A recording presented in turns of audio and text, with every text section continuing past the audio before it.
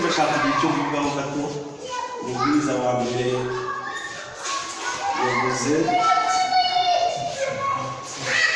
yavuze kuki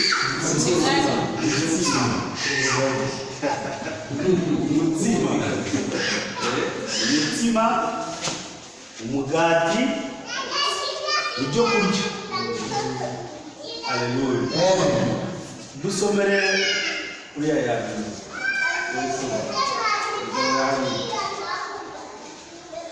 Dusomere Abaheburayo igice cya 5 uri ku murongo wa 11 manuke gake twumve. Abaheburayo igice cya 5 umurongo wa 11 igice cya 5 umurongo wa 11 avuga ngo tumufiteho byinshi byo kuvuga. Haleluya. Dufite byinshi byo kuvuga kuri we ni Yesu. Uyu yahagurutse amwita ngo ni umutima, ariko hari n'andi mazina menshi dushobora kumwita. Hari utangazwa n'uko yamwise umutsima. Hariho n'andi mazina menshi dushobora kumwita. Kandi biruhije gusobanurwa. Ariko ibyo bintu biraruhije kugira ngo bisobanure. Iyo baba ikintu cyose babwirije, ikintu cyose bavuze, ikintu cyose dusomye muri Bibiliya, ntuzihutire wowe ubwawe kugira ubusobanuro ushaka. Gikeneye undi muntu uza kubisobanura kandi wahawe ubwo busobanuro n'Imana. Amen. Ibyanditswe byose byahumetswe n'Imana.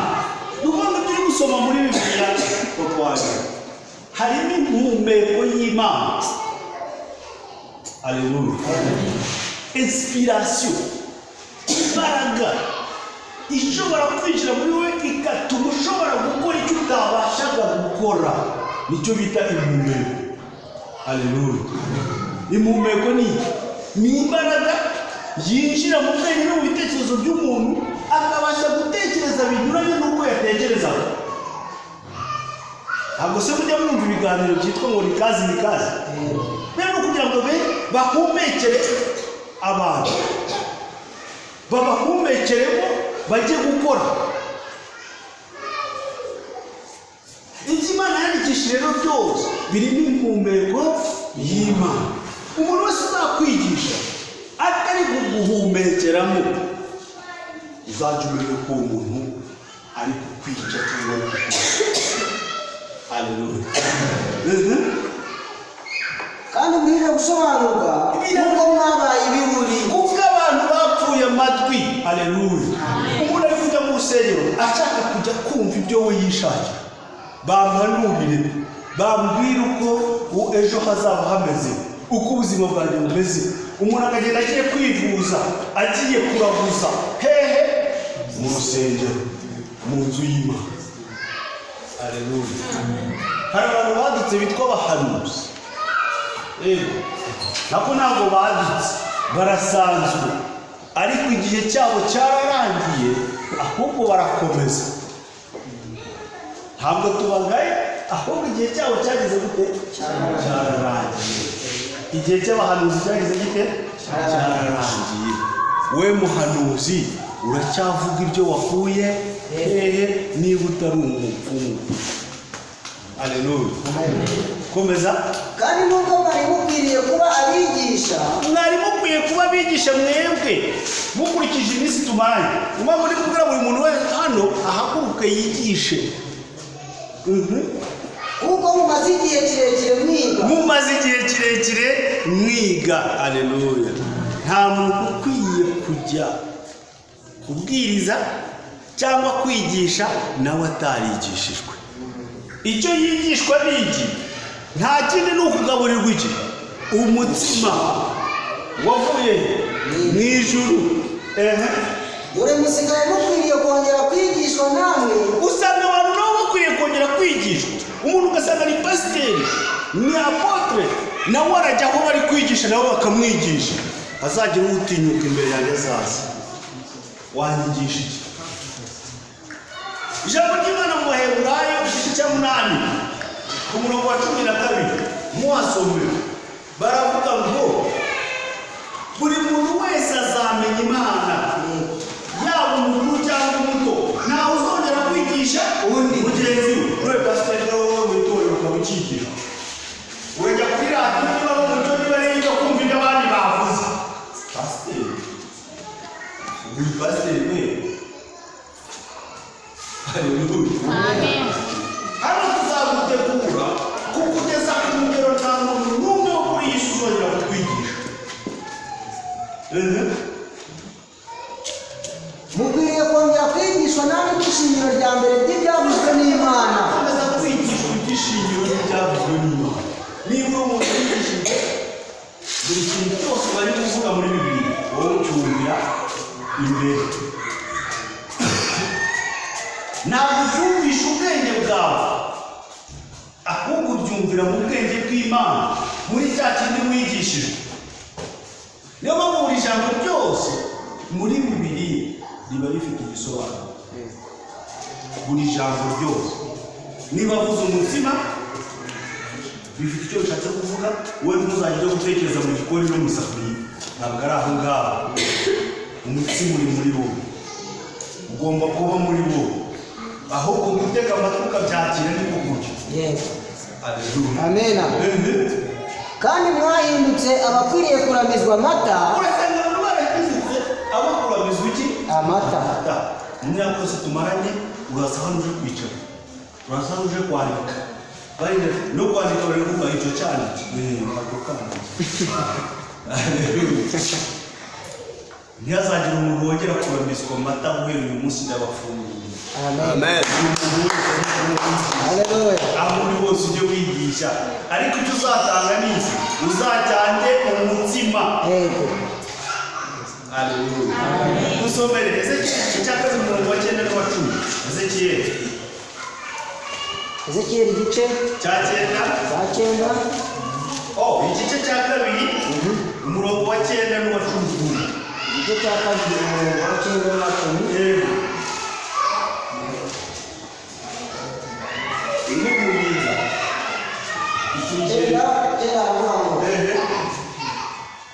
Nuko ndebye mbona ukuboko kunyerekaho maze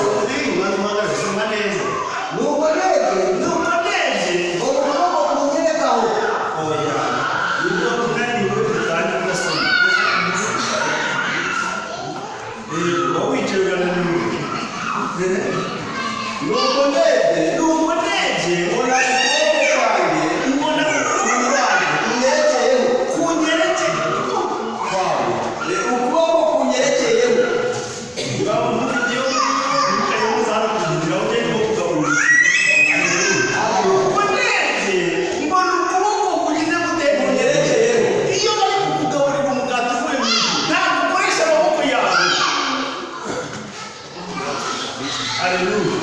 Wowe uricara gusuka teka umunwa bakakugaburira, ukabona ukuboko kuje kugeza gute ukwerekeyeho, ariko mwabwira mutima mujya kurya yandi mujya mugapfa. Buri muntu wese aragenda kwihereza, buri muntu wese yihereza. Niyo mpamvu muyirya mwarangiza mukayishwaniramo. Oya, ntabwo twagombaga gusangira kamwe, buri muntu wese yagombaga kugira ke. Ntabwo bashobora gusuka mu gakombe kamwe. Yesu yavuze igikombe kimwe, none twashize mu dukombe twinshi. Ni ukubera ko mudafite ububahereza. Haleluya. Wewe uyu munsi ujya urya ibyo baguhereje, apana kwitamika. Wewe wari wagira imbaraga zo kwitamika. Haleluya. Maze mbona ufite umuzingo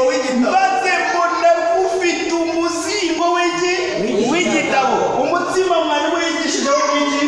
Umuzingo w'igitabo. Haleluya. Buno tugomba kurya niba wavuye mu ijuru.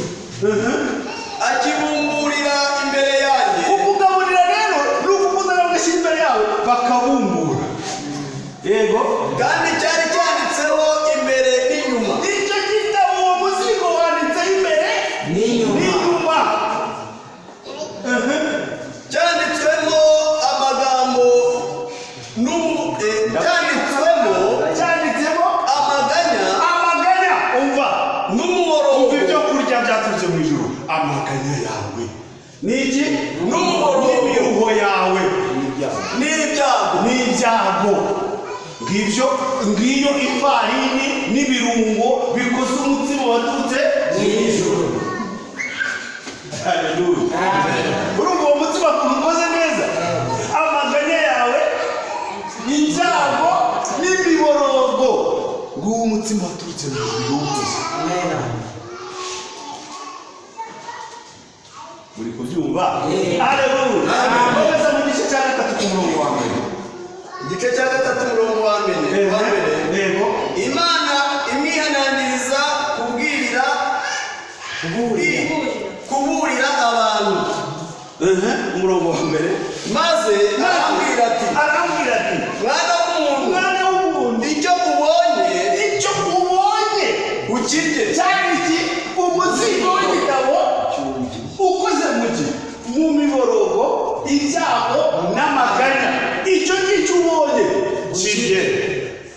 Urya umuzingo, uwo muzingo ugenda ubwire inzu ya Isirayeli. Maze ugire gute? Nibwo uzabona akabanga nawe kujya kubwira abantu imibabaro yabo n'imiruho yabo. Wowe yawe uzaba utarashize, hanyuma mujye kubwira abantu. Umuntu araza kuguhanura yavuga ati ko numara kubona ibigi binani uzanyibukire. Ninde kumutuka n'ubwo nitangiriye. Haleluya. Wowe wabuze guhaga, uje gutegereza kuba wahanuwe. Murongo wa kabiri. Yego. Nuko mbumbura akanwa. Agira gute? Arihereza. Nuko mbumbura akanwa, agaburira uwo muzingo. baramugaburira. Bagira gute? Baramugaburira. Arambwira ati mwana w'umuntu, haza inda yawe n'amara yawe uyuzuze uyu muzingo muhaye. Nuko mera ko ndawurya. Nuko ndarya. Haleluya. Bavuga wari umuzingo. Nuko n'abandi bantu batararya wari wajya ku muzingo. Niyo mpamvu amaganya, imiruho, imiborogo ntishobora gushira. Haleluya. Utaraza kutumva gaburire kuki ku muzingo.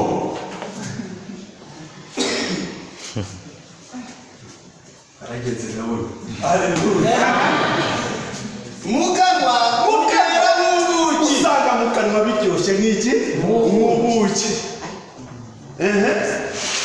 Murongo wa 4. Maze arambwira ati Subira kuri aho haruguru. nuko mera ko ndawurya mu kanwa uryohera nk'ubuki. Maze arambwira ati mwana w'umuntu, genda ujye ku nzu ya Isirayeli. ihute. Umaze kugira gute? Guhaga imiruho yawe, imibabaro yawe n'imiborogo yarangiye. Nibwo ushobora kujya kuvugana n'abandi bababaye. Haleluya. Amen. Niyo mpamvu tutaje hano tuje gukina nawe. Ushaka gukira naze, niba utabishaka urorere. Twebwe twarakize kandi turanezerewe. Amen. Haleluya. Niyo waza hano bari bakubwiye banaguhanuriye gusigaje isaha imwe gupfe, wowe uzaza ubimbwire maze iyo saha tuyimarane ndeba hujya. N'undi wese babwiye ko asigaje igihe gito kubera amasezerano yagiranye nabo yanze gusohoza, ugende mubabwire baze ko ntacyo bazaba. Amen. Nupfa bazakumbaza ribu nihari. Karakigaho karirata kamureba hano. Genda narinda haga kuki se nakubesha. Icyambere nta kintu mukeneyeho, mu myaka se tuzabana n'impoga n'ifaranga ryawe rizaba ari iry'umuvumo. Ahubwo wowe nuyabura uzazumbwire ngo. Haleluya. Nuyabura uzazumbwire ngo mweke kumutwariye twagira kwahazi. Ikibazo rero uraza nawe twaguhaza wamara guhaza amahoro ukaba ari ujya kugira gute?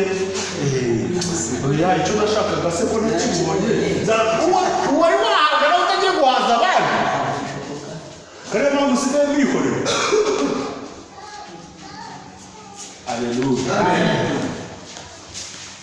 reka dushimire umubwiriza wacu wa mbere watuzaniye umutima yakoze. Uwo mutima rero harimo imbaraga. Haleluya. Abayobora igice cya 10:7.